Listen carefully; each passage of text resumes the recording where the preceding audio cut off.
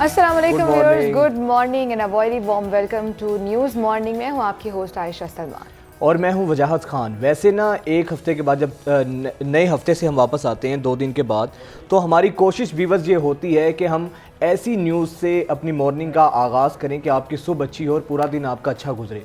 लेकिन पाकिस्तान में बदकिस्मती से हर आए रोज़ कोई ना कोई ऐसा हादसा, कोई ना कोई ऐसा सानहा होता है कि जो कि हमारा दिल भी दहला देता है और हमें सैड भी कर जाता है।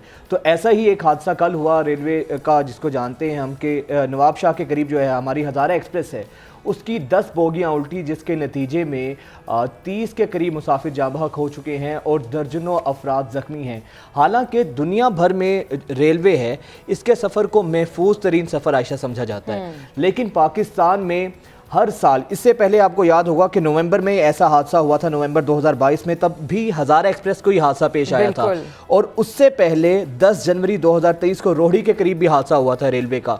तो ये बड़ा एक अनफॉर्चुनेट है, बहुत एक अलमिया है कि रेलवे जैसा महफूज सफ़र भी आए रोज हादसात की जद में रहता है। तो ये बहुत से सवालात को भी जन्म देता है रेलवे की कारकर्दगी के हवाले से। बात करें वजाहत, तो ज़्यादा रेलवे हादसात होते हैं। अभी जैसे आपने भी जिक्र किया कि दुनिया भर में इस सफ़र को महफूज तरीन सफ़र समझा जाता है, लेकिन unfortunately due to some reasons, या हमारे पास उस तरह की सहूलियात नहीं है, या हमारे पास फ़ंड्स की कमी है, या नाअहली है। कभी कभी तो ये भी हम सोचने पर मजबूर हो जाते हैं कि जो अफसरान हैं, जो रेलवे जब खसारे में था, उसके बाद ख्वाजा साद रफीक साहब आते हैं, कहते हैं हमारी गवर्नमेंट जाने वाली है जी।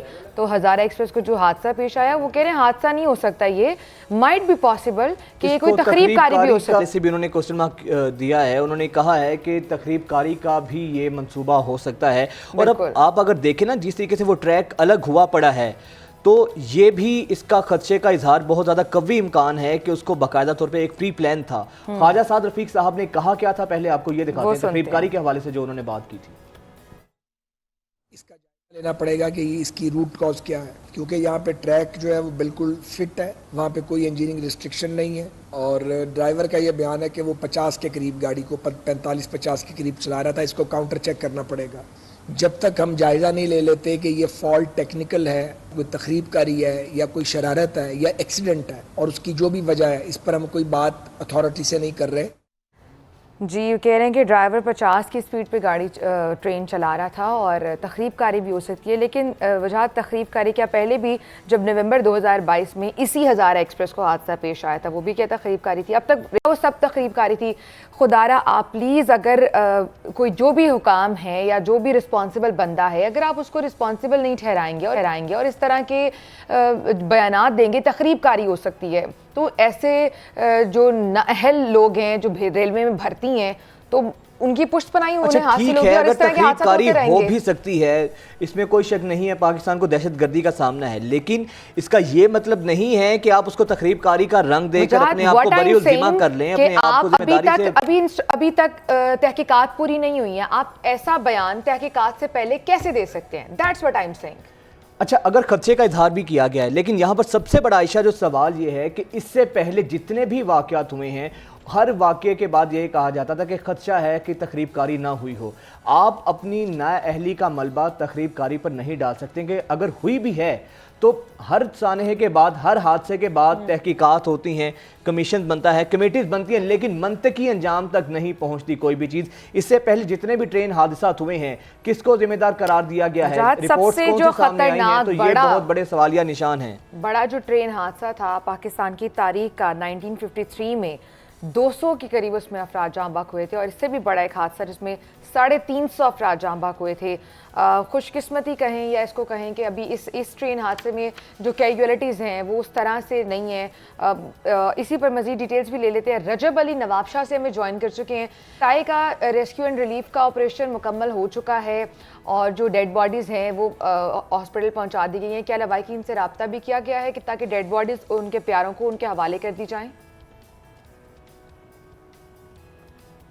अभी भी जो है वो कई लाशें जो है वो नवाब शाह जो है सांगड़ और दीगर जो है वो अस्पतालों में इस वक्त भी जो है वो मौजूद हैं, जिनके वर्षा की जो है वो तलाश जारी है। अभी कुछ देर कबल ही हमें जो है वो एक खातून मिली थी जो खुद पुलिस एहलकार है, उनका बेटा भी जो है वो रेलवे पुलिस में था, आज़म उसका नाम उन्होंने बताया कि कल जैसे ये सानिया पेश आया था तो दोपहर 3 बजे के करीब उनके बेटे की कॉल आई थी और उसने बताया था कि ट्रेन को हमारे हादसा पेश आ गया है, बहुत सारे लोग ज़ख्मी हैं और मैं खैरियत से हूँ। लेकिन उसके बाद से फ़ोन बंद हो गया, उनसे उनका राब्ता नहीं हुआ है। रहमत बीबी उन्होंने अपना नाम बताया जो कि कराची की रहने वाली है और कराची से बच्चे की तलाश में जो है यहाँ पर आ गई थी और यहाँ पर इस वक्त तलाश कर रही थी और तलाश के दौरान ही उन्हें कराची से कॉल आई है, रेलवे हुक्काम की जानिब से उन्हें वहाँ पर तलब किया गया है। अब उनका बच्चा जो है वो मिल गया है, सही सलामत है या किस सूरत हाल में, ये उन्हें इल्म नहीं है। अच्छा, दूसरी बात, जिस तरह जो आप गुफ्तगू कर रहे थे कि हर मामला जो है हमारे यहाँ तकरीब कारी पे डाल दिया जाता है, हमारे कैमरामैन शमशाद जो है हमारे नाज़रीन को दिखाएंगे कि किस तरीके से इस जो है वो ट्रेन से उड़े हैं। यानी 5 बोगियाँ जो इस जो है वो रेलवे ट्रैक से उतरी थी अप ट्रैक वाली, उसके इस तरह से परखचे उड़ गए हैं जिससे ऐसा लगता नहीं है कि जो रेलवे हुक्काम जिस तरीके से जो है वो बयान कर रहे हैं, आगाह कर रहे हैं कि जी 40 से 50 किलोमीटर फी घंटे की रफ्तार से ट्रेन चल रही थी, तो इस तरीके से तबाही के मनाजिर जो है वो नहीं होते जिस तरह के मनाजिर देखे जा रहे हैं, जिससे अंदाज़ा ये होता है कि ट्रेन की रफ्तार जो है वो ज़्यादा थी।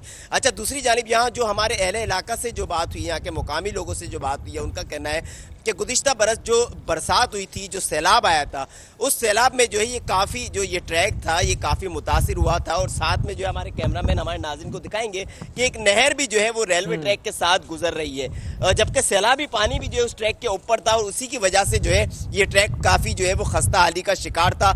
और हो सकता है कि यही खस्ता हाली का शिकार जो ट्रैक था वही जो है वो इस हादसे का सबब बनाए। जैसा कि जो ज़ख्मियों से भी हमारी कल रात में जो है वो बात हुई, ट्रेन की बोगियाँ भी जो है हमारे नाज़रीन देख सकते हैं कि ये नहर की जानिब भी जो है 2 बोगियाँ जो है वो नहर की जानिब इस वक्त भी पड़ी हुई और 3 बोगियाँ जो है वो दाएं जानिब जो है वो पड़ी हुई। क्रेनें इस वक्त भी काम कर रही है। लेकिन जो ज़ख्मियों ने जो जिस तरह के हमें बयानात दिए, ज़ख्मियों का ही कहना था कि अचानक से जो है वो रेलवे ने जो ट्रेन ने जो है वो हिचकोले लिए, ऐसा लगा कि ट्रेन का जो इंजन था वो ट्रेन से जो है अलहदा हो गया, उसके बाद जो है हिचकोले लेती हुई जो बोगियाँ थी वो जो है अच्छा रजब, ये बताइएगा कि हम अभी भी देख रहे हैं कि काफ़ी टाइम हो चुका है इस हादसे को हुए, अभी भी रेलवे की बहाली का, इस ट्रैक की मरम्मत का काम जारी है, आप वहां पर मौजूद हैं, क्या कहते हैं मुतल्लिका लोग कि कब तक इस ट्रैक को बहाल कर लिया जाएगा?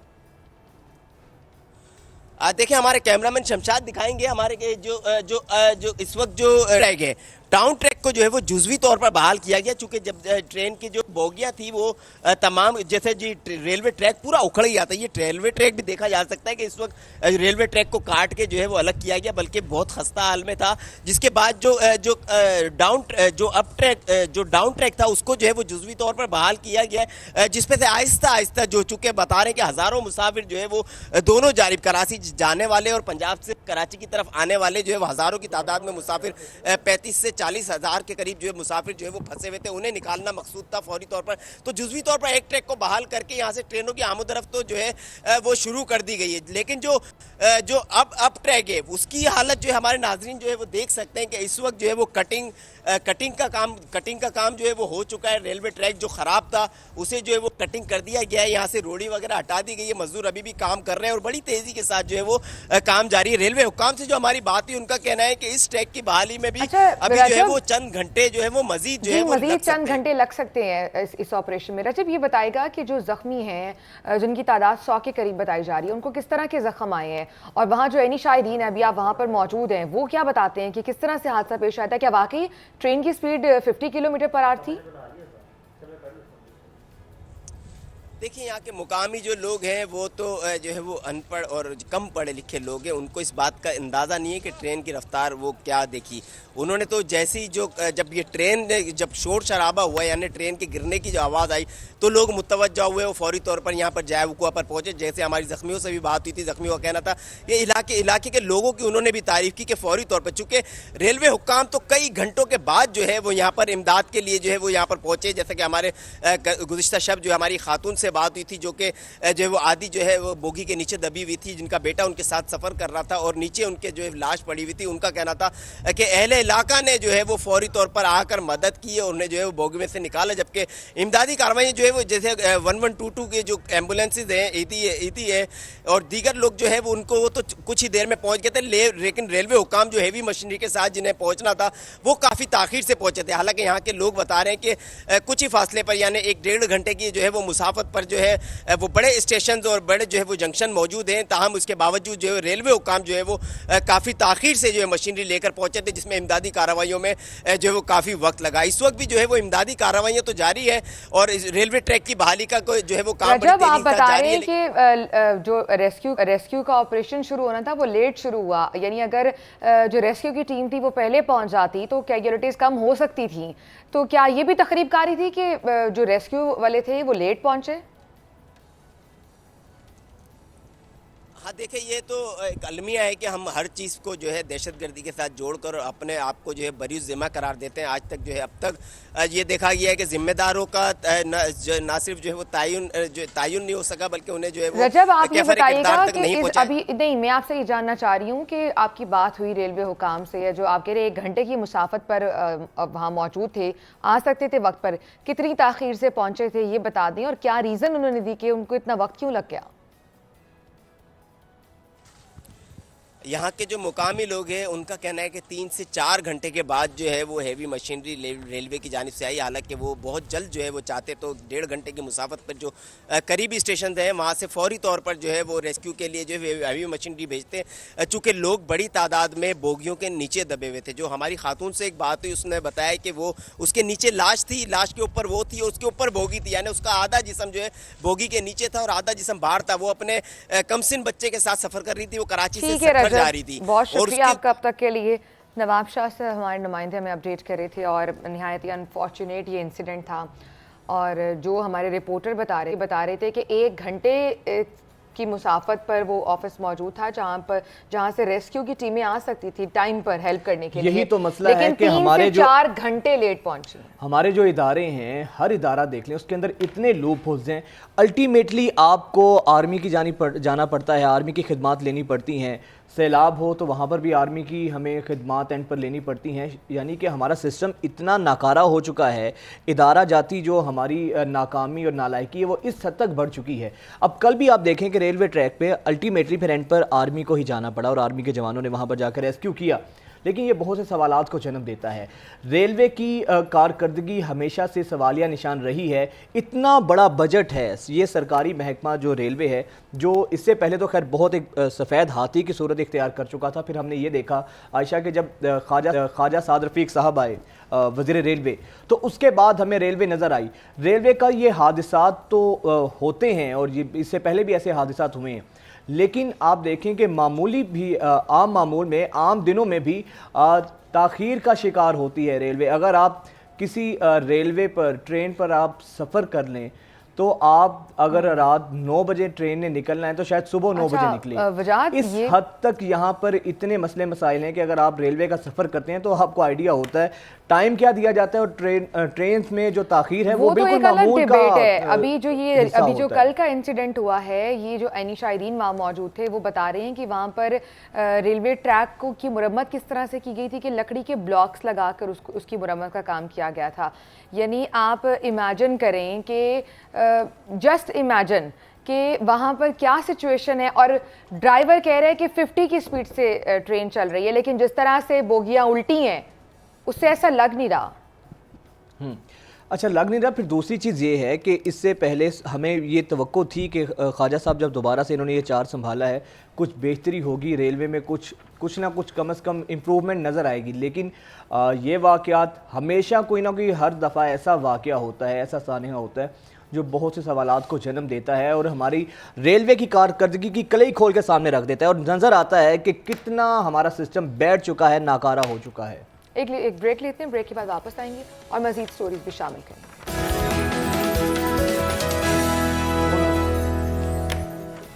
नाज़रीन, गुज़श्ता रोज़ ट्रेन हादसे ने बहुत से सवालात उठा दिए हैं और सवालात एक के बाद एक उठते जाते हैं और वजाहत जिस तरह से अभी हम ब्रेक पे जाने से पहले भी बात कर रहे थे कि ये कोई पहला हादसा नहीं है और कहते हुए अच्छा तो नहीं लगता लेकिन कोई आखिरी हादसा भी नहीं कह सकते क्योंकि बिकॉज जो सिस्टम में कुछ खराबियाँ हैं वो ठीक होने की ज़रूरत है और उस तरफ कोई आता ही नहीं है। और इसी तमाम तर मामले पर बात करने के लिए तर्जुमान पाकिस्तान रेलवे बाबर रज़ा साहब हमारे साथ मौजूद हैं। बहुत शुक्रिया बाबर रज़ा साहब आपके वक्त का। बाबर रज़ा साहब, ये बताइएगा कि सबसे पहले तो डिटेल शेयर कीजिएगा क्योंकि ख्वाजा साद रफ़ीक साहब ने जो ये इंदिया भी दिया है कि मोस्ट प्रोबेबली ये कोई सानहा भी हो सकता है, तकरीबकारी का कोई वाक़या भी हो सकता है। इससे हवाले से सर इन्फॉर्मेशन शेयर कीजिएगा, हुआ क्या था एक्चुअल? देखें, अभी तो इस ज़मीन में कुछ नहीं कहा जा सकता। हमारा जो हाईएस्ट ऑफिस है इंक्वायरी का, वो FGIR का, वो यहाँ से लाहौर से कल चले गए थे वहाँ पे। तो इनिशियल जो है उसकी इन्वेस्टिगेशन जो है वो सारे मामले की हो रही है, इंक्वायरी हो रही है। जैसे ही उस बारे में कोई रिपोर्ट आएगी आपको इंशाल्लाह शेयर करेंगे। अलबत्ता जहाँ तक आप तकरीबकारी काउंसर का वो कह रहे हैं कि उसको रूल आउट नहीं किया जा सकता, कुछ भी हो सकता है, कोई मैकेनिकल फॉल्ट भी हो सकता है, तकरीबकारी काउंसर भी हो सकता है। हम तमाम पहलुओं से इसका गहराई से बारीकबीनी से जायजा लेंगे, जैसे कोई चीज़ सामने आती है इंशाल्लाह। अच्छा बाबर साहब, ज़्यादा जो हादसा होते हैं वो सिंध की तरफ होते हैं, इसकी क्या रीज़न हो सकती है? देखें, ऐसा नहीं है, इसको स्पेसिफाई नहीं किया जा सकता है कौन सी जगह पे ज़्यादा होते हैं, कौन सी जगह पे नहीं होते। अलबत्ता आपकी एक चीज़ आपके नॉलेज में होगी कि पिछले साल जो सैलाब आया है उससे जो सबसे ज़्यादा अफेक्टेड एरिया जो था वो सिंध था। तो उसके बाद जो है हमें तकरीबन 525 अरब का नुकसान हुआ है। उसके बाद वो सारा हमने मेंटेन किया है। उसके बाद ट्रेनें चलती रही हैं, बेहतरीन चलती रही हैं। अलबत्ता किसी भी जगह पे जो वाक़े का वो जो रूनुमा हो जाना, वो कई रीजंस हो सकते हैं। अच्छा बाबर साहब, क्या आप नहीं समझते कि हमारा जो रेलवे ट्रैक है वो इतना खस्ता हाल हो चुका है कि इसकी नए सिरे से कोई बहाली की ज़रूरत है, कोई नई जदीद तकाज़ों से इसको हम आहंग करने की ज़रूरत है? क्योंकि जब इतना ये खस्ता हो चुका है, जगह जगह पे अगर पैचेस भी लगाए जाते हैं, कहीं पे फॉल्ट होता है, लेकिन अल्टीमेटली पूरे पाकिस्तान में रेलवे का जाल बिछा हुआ है। तवील बुनियादों पर काम करने की ज़रूरत है इस पर। देखिए, पहली बात तो ये कि खस्ता हाल नहीं है। जहाँ खस्ता हाल होता है वहाँ हम ट्रेन चलाते ही नहीं हैं। ट्रैक को सबसे पहले फिट करार दिया जाता है। फिट करार ना हो तो ट्रेन लेट कर दी जाती, ट्रैक वो ट्रेन चलाई नहीं जाती जब तक कि पूरा फिट ना हो, क्लियर ना हो और उसकी सर्टिफिकेशन ना दे बंदा।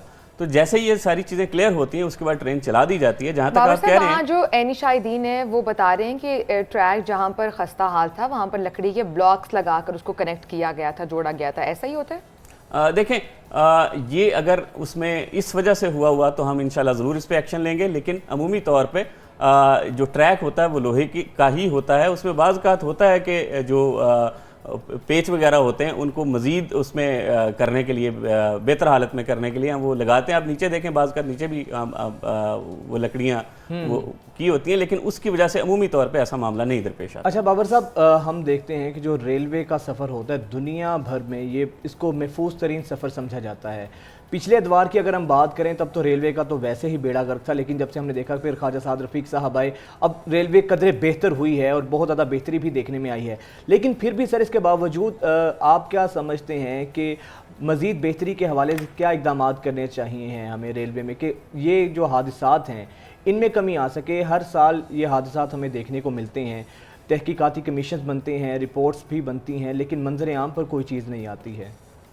देखें, इनकी रिपोर्ट्स भी होती हैं और उस पर जो भी फाइनल जो चीज़ आती है इंक्वायरी की, उस पर एक्शन भी लिया जाता है। हमारे पिछले जो साबका अदवार में, साबका सालों में या इसी साल भी एक ऐसा मामला हुआ कि अगर कोई गफलत का मर्तकब पाया गया तो उसको ना सिर्फ सज़ा हुई बल्कि बाज़ का तो लोग जेलों में गए हैं, बाज़ लोग नौकरियों से गए यानी कि सज़ाएं हुई हैं? बिल्कुल होती हैं। ऐसा नहीं है कि जो है आप गफलत करें और उसमें आप जो है वो ऐसे ही अच्छा बाबर साहब, आपका एक्सपीरियंस क्या कहता है? अभी जो कल जो ट्रेन हादसा हुआ उसमें क्या रीजंस हो सकती हैं? देखिए, अभी तो मैं अर्ज़ कर रहा हूँ कि जो हमारा हाईएस्ट ऑफिस है वो इस इंक्वायरी पे लगा हुआ है। हमारे सेक्रेटरी साहब भी वहाँ जा रहे हैं। तो वज़ीर रेलवे की हिदायत है कि ये केस हमारा ज़ाहिर है टॉप प्रायोरिटी है। तो इसमें इंशाल्लाह जैसे कोई चीज़ सामने आती है, रूल आउट हम किसी चीज़ को नहीं कर रहे। बाबर साहब, अभी गवर्नमेंट जा रही है, अभी 9 अगस्त को असेंबलियाँ तहलील हो जाएंगी, उसके बाद निगरान सेटअप आ जाएगा। तो आपको लगता है कि ये जो सेटअप, एक सिस्टम का चेंज होना कितना इफेक्ट हो सकता है इस इंसिडेंट के बाद इंक्वायरी पर? देखें, जो रेलवे इंतज़ामिया है उसने एज पर मेरिट चलना होता है। उसमें जो है हर कमांड जो है जो हमारी पॉलिटिकल साइड होती है वो मेरिट पे जो होती है वो हम उसको फॉलो करते हैं। हमें कोई इस तरह का कोई नहीं हुआ इस तरह की इंस्ट्रक्शन आती कि जी ये इंक्वायरी चल रही है। अच्छा, साद रफीक साहब तो कह रहे हैं कि 50 किलोमीटर पर आवर की स्पीड थी और ड्राइवर ने भी यही बयान दी है। आपको लगता है इतनी स्पीड पर इतना नुकसान हो जाना कि 10-12 बोगियां ही उलट गई हैं? देखिए यही वजह है ना कि उन्होंने एक अगली स्टेटमेंट ये भी दी कि इसमें दूसरे एलिमेंट्स को भी रूल आउट नहीं किया जा सकता। तो इस स्पीड पे उम्मीद तौर पे ऐसा नहीं हुआ करता, फिर भी इंक्वायरी हर एंगल से इसमें जायजा लिया जाएगा। कोई चीज़ अगर कुछ सामने आती है तो इंशाल्लाह आपसे अच्छा बाबर साहब, हम सुनते हैं, बहुत हमने धूम सुनी है कि ML1 जो मंसूबा है ये रेलवे के लिए गेम चेंजर होगा और रेलवे का जो निज़ाम है या रेलवे के हवाले से बहुत इसके अंदर इम्प्रूवमेंट देखने में आएंगी। आप समझते हैं कि वाकई ही ML1 के आने से ये रेलवे जो है ख़ास तौर पे बड़ा फ़ायदेमंद होगा रेलवे के लिए, यहाँ पर सफ़र करने वालों के लिए बहुत सहूलत होगी? जी डेफिनेटली होगी। उससे आपकी एक तो स्पीड बढ़ जाएगी, फिर आपके ट्रैक्स जो हैं वो अब डिपेंड करता है कि हम किस चीज़ पे जा रहे हैं ML1 पे। तो उसमें पहले मंसूबा हमारा तकरीबन 10 अरब डॉलर का था, अब 6.6-7 अरब डॉलर पे आ गया हुआ है। तो इससे यकीनी तौर पे जो है मुसाफिरों को सहूलत भी होगी, फ़ायदा होगा, मुसाफिर पहले से बेहतर सर्विस हमसे ले सकते हैं। मंसूबा बनता भी है लेकिन एग्जीक्यूशन में बहुत ज़्यादा टाइम लगता है। इसका कोई बाबर भाई ज़रा शेयर कीजिएगा हमसे, कोई टाइम फ्रेम है कि ML1 मंसूबा कोई इसका टाइम दिया हो कि ये टाइम लिमिट है, इस टाइम पर आके मुकम्मल हो जाएगा, या फिर हम देखते हैं कि हुकूमतें चेंज होती हैं, मंसूबे इल्तवा का शिकार हो जाते हैं, खटाई में पड़ जाते हैं? देखिए इसका टाइम फ्रेम अभी चाइनीज़ साइड ने ओके तो कर दिया है कि वो विलिंगनेस उन्होंने की है, तो इंशाल्लाह जल्द ही इसका टाइम फ्रेम भी तय हो जाएगा और आपसे इंशाल्लाह इसमें गोशगुजार करेंगे। ये इस दफ़ा इंशाल्लाह जो है इसमें कोई तब्दीली नहीं होगी, ये चलेगा इंशाल्लाह। अच्छा, लास्टली ये बता दें कि कितना टाइम लग जाता है इन्वेस्टिगेट करने में एक केस को? देखिए डिपेंड करता है हर केस का जो है, बाज़ का केस सीधा सीधा होता है, वो 10 घंटे भी नहीं लगते, बाज़ का जो है वो 2-2 महीने लग जाते हैं, तो ये थोड़ा टाइम लगता है। वो ज़ाहिर है शवाहिद हैं, सबूत हैं। लेकिन बाबर साहब मसला ये है कि जितना टाइम लगता है, आप 2 महीने की बात कर रहे हैं, जितना टाइम लगता है तब तक लोग भूल चुके होते हैं और तब तक एक और इंसिडेंट हो चुका होता है। बहुत शुक्रिया, बाबर अली रजा साहब हमारे साथ मौजूद थे। लेकिन एक चीज़ है कि अल्लाह करे, जिस तरह भी बाबर साहब ने कहा है कि टाइम लगेगा, रेलवे में जिस तरह पहले की निस्बत बेहतरी आई है, अल्लाह करे बेहतरी आए और जो भी ये अब हादसा हुआ है या तकरीबकारी का मंसूबा था, ये हम उम्मीद करते हैं कि आइंदा ऐसा कोई जो भी जिम्मेदारान हो उनको उसकी करार वाकई सजा भी मिले। हम हाजिर होते हैं एक ब्रेक के बाद, हमारे साथ रहेगा।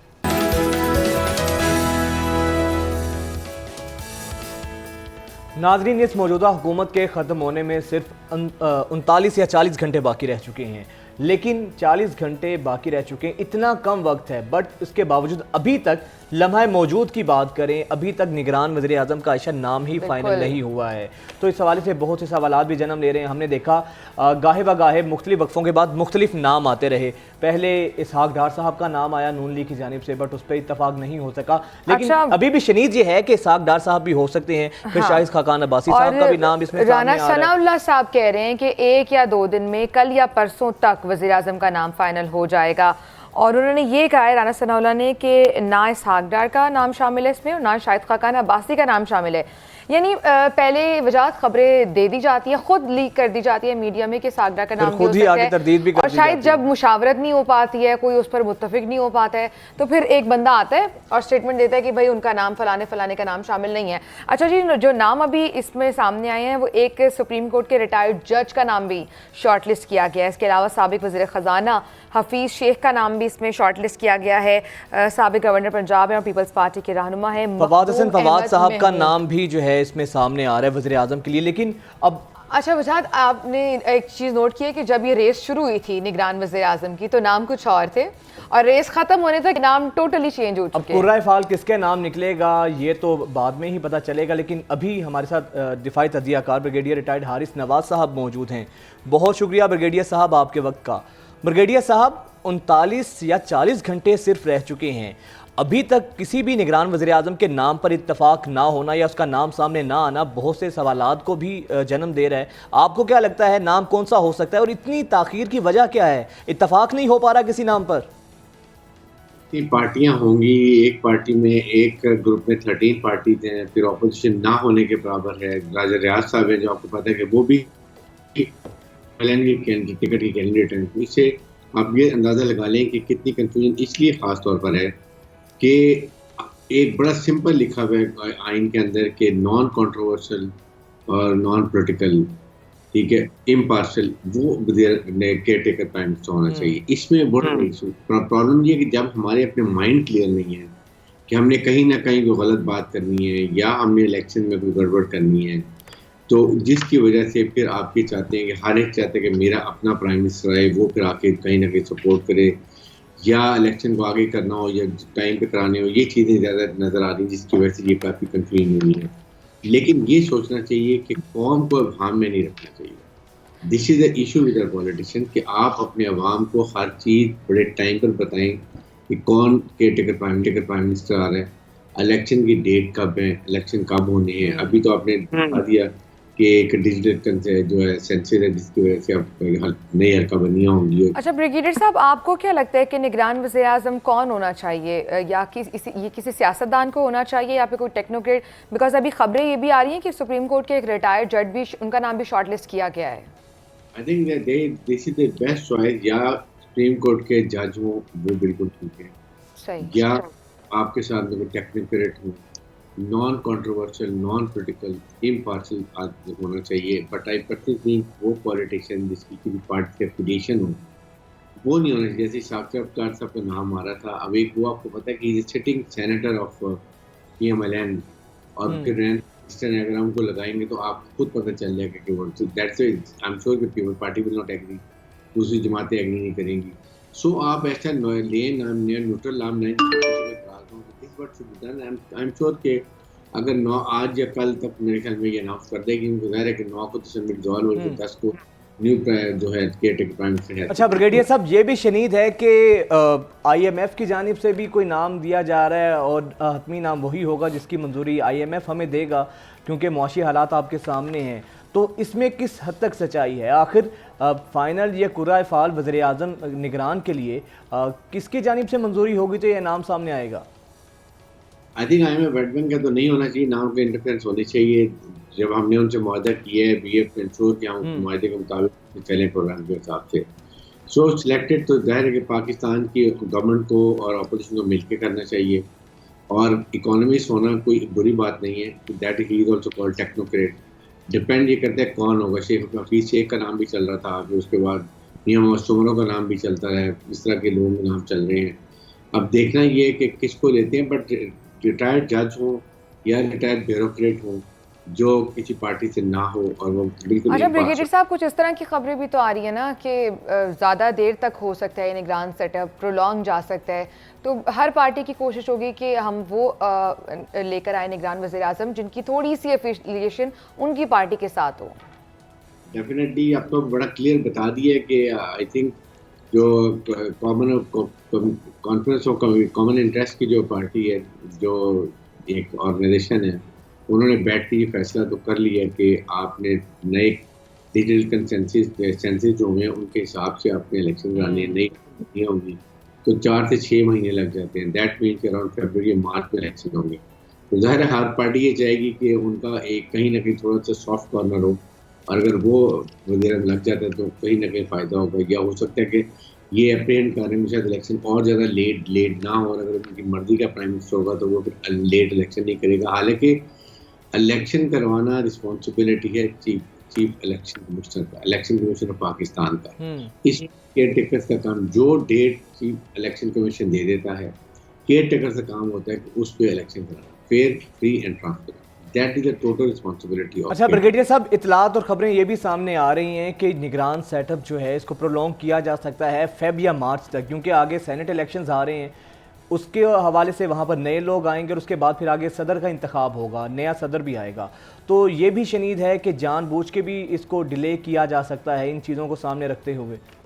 नहीं, वो मैंने अभी आपको बताया ना कि वो जो अभी आपने CCI में मीटिंग में जिसमें प्राइम मिनिस्टर और चीफ मिनिस्टर थे, उन्होंने फैसला कर लिया कि नए जो सेंसस हैं उनके मुताबिक होगा, और उसके लिए इलेक्शन कमीशन ने कहा कि 4 से 6 महीने लग जाएंगे। That means it will be February March. अब तो बड़ा क्लियर हो रही है बात। आई थिंक अब उधर पार्टी चाहती है कि फिर उनका ऐसा कोई प्राइम मिनिस्टर आए जिनको उनसे एफिलिएशन हो, तो उनसे अच्छा अंडरस्टैंडिंग हो। ब्रिगेडियर साहब, अभी जो भी नाम सामने आए हैं उसमें आपको क्या लग रहा है, आपका एक्सपीरियंस क्या कहता है कि कौन सा नाम फाइनल हो सकता है और वो सूटेबल भी होगा? लेकिन नाम टेक्नोक्रेट का होना चाहिए या हाई कोर्ट के जज का, सुप्रीम कोर्ट के जज का नाम आ रहा है, ही शुड बहुत सूटेबल होना चाहिए। अगर उनकी लीडर ऑफ ऑपोजिशन उसको एक्सेप्ट कर लेते हैं, क्योंकि हो सकता है कि वो भी किसी पार्टी के एफिलिएटेड हो, ये देखना होता है कि वो न्यूट्रल होना चाहिए, नॉन कंट्रोवर्शियल होना चाहिए, इम्पार्शियल। लेकिन सर हमने तो देखा है जो टेक्नोक्रेट्स हैं, असल तो सवाल उनकी इम्पार्शियलिटी का है। पंजाब में भी टेक्नोक्रेट की हुकूमत है, लेकिन आप देख लें आपके सामने है, इसको मेक श्योर करना कितना अहम चीज़ है कि जो भी नया सेटअप आएगा वो बिल्कुल इम्पार्शियल हो, चाहे वो टेक्नोक्रेट्स हो या कोई पॉलिटिकल सेटअप से उनका ताल्लुक हो। जनरली जब नाम आता है तो हर एक को पता होता है कि इसकी पॉपुलेशन किसके साथ।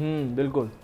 3 नाम जब गवर्नमेंट देती है, 3 ऑपोजिशन देती है, तो वो उसमें क्लियर हो जाता है कि इन 6 में से हु इज अ पर्सन जो परफेक्ट है। और उसके बाद अगर आपस में इनका इख्तलाफ होता है लीडर ऑफ ऑपोजिशन और गवर्नमेंट के लीडर का, तो फिर ये पार्लिमानी के पास चला जाता है, वहां पर दोबारा फैसला होता है। अगर वहां भी फैसला नहीं होता तो फिर इन 6 नामों में से ऑटोमेटिकली इलेक्शन एक का नाम चुन लेते हैं, दैट इज द फाइनल।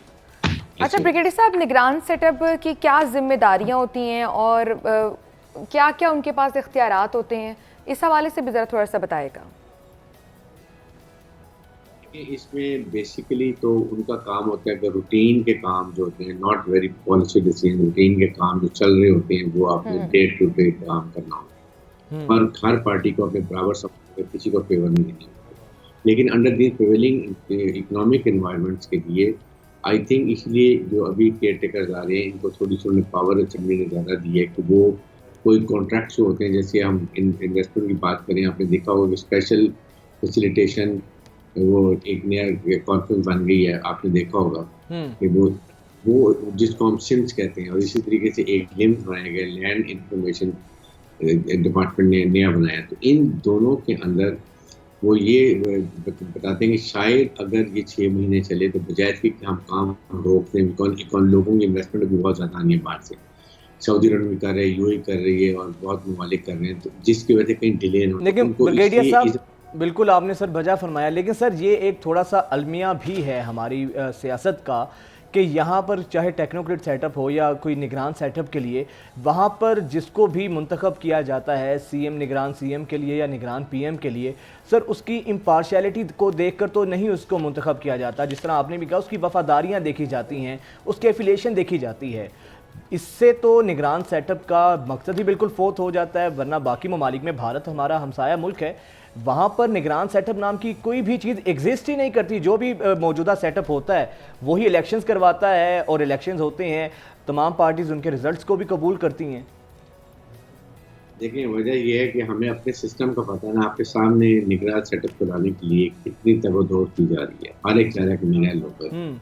इसीलिए पाकिस्तान के आइन में डाला गया था कि आप जो नई जो हुकूमत होगी वो चली जाएगी, निगरान सेटअप आएगा, इम्पार्शियल आएगा, नॉन कंट्रोवर्शियल आएगा और वो इलेक्शन कराएगा, ताकि वो कोई एतराज़ ना हो। लेकिन स्टिल यही बात की जा रही है। मैं तो ऑनेस्टली फील कि ये लीडर ऑफ अपोजिशन और गवर्नमेंट का होना ही चाहिए। ये एक जुडिशल कमीशन के थ्रू नया केयरटेकर लाए जो बिल्कुल इम्पार्शियल हो, जिसकी किसी की ऑब्लिगेशन, अगर लीडर ऑपोजिशन नॉमिनेट करता है उसका हो जाता है। लेकिन सर उसके बावजूद भी अगर उसकी क्रेडिबिलिटी पर सवालात उठते हैं, उसके मकसद तो इस निगरान सेटअप की तश्कील का, आइन के अंदर इसके वजूद का तो यही था ना कि इम्पार्शियलिटी जो है वो मेंटेन रह सके, कोई ऐसा सेटअप है जिस पर तमाम का इत्तफाक हो। लेकिन सर उसके बावजूद भी उसके ऊपर से सवालात होते हैं, सवालात उठते हैं उनकी क्रेडिबिलिटी पर, उनकी वफादारियों पर। बाकी ममालिक में मैंने वही बात की सर, भारत है, दूसरे ममालिक हैं, वहाँ पर जो भी मौजूदा सियासी सेटअप होता है उसी की ज़ेरे निगरानी, उसी के अंडर इलेक्शंस होते हैं और रिजल्ट भी काबिल कबूल होते हैं। जब इतना पैसा खर्च करने के बावजूद, निगरान सेटअप को लाने के बावजूद भी लोगों की या ऑपोजिशंस के सवालात वही रहते हैं, उनकी क्रेडिबिलिटी, उनके ट्रस्ट फैक्टर्स रहते हैं, तो फिर भी सुनाई देगी। बिल्कुल, तो फिर तो सर इसका मकसद ही फौत हो जाता है। देखिए इसमें यही हमारे पॉलिटिकल की डायकोटमी है कि इसमें हम अपनी रेपुटेशन को नहीं समझते, हम सिर्फ अपने आप पर्सनल और पार्टी बेनिफिट को देखते हैं।